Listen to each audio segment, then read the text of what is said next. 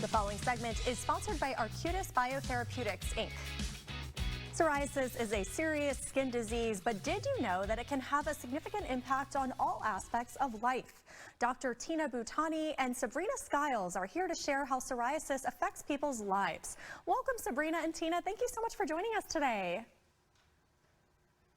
Hi. Thank you for having us. Absolutely. I think this is really important what we're chatting about. So, Dr. Tina, what exactly is psoriasis, and how does this disease impact a person's everyday life? Yeah, so psoriasis is a chronic inflammatory skin disease. It presents with these thick, scaly plaques that can occur almost anywhere on the body, but most commonly areas like the elbows, the knees, torso, hands, feet, even in skin folds, so like the armpits, under the breast, and the groin or genital area. These plaques can be scaly and flaky. They can also be itchy, sometimes even get cracked and be painful. And so, in addition to having a high physical impact on their lives, patients with disease also have a high emotional burden because they're constantly having to think about their skin and their symptoms, how they're going to manage it, and how they're going to cover it up, and really how they're just going to explain to people around them what their disease is. So it's really impactful. I love that you touched on that because obviously there's a physicality, but then that emotional impact. And Sabrina, can you kind of elaborate on the emotional impact, the different ways that psoriasis can affect people's? Absolutely.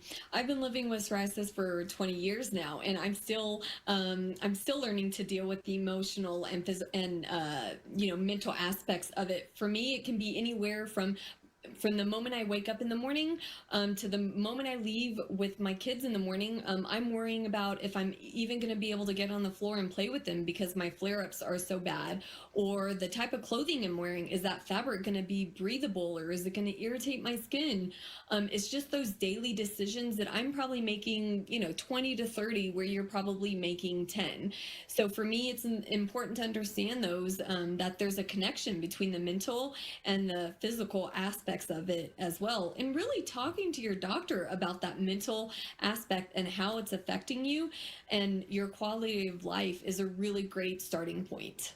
Absolutely. And Dr. Tina, I'm sure you have some advice for someone going to an appointment their first time for psoriasis. What are some tips you'd have for them?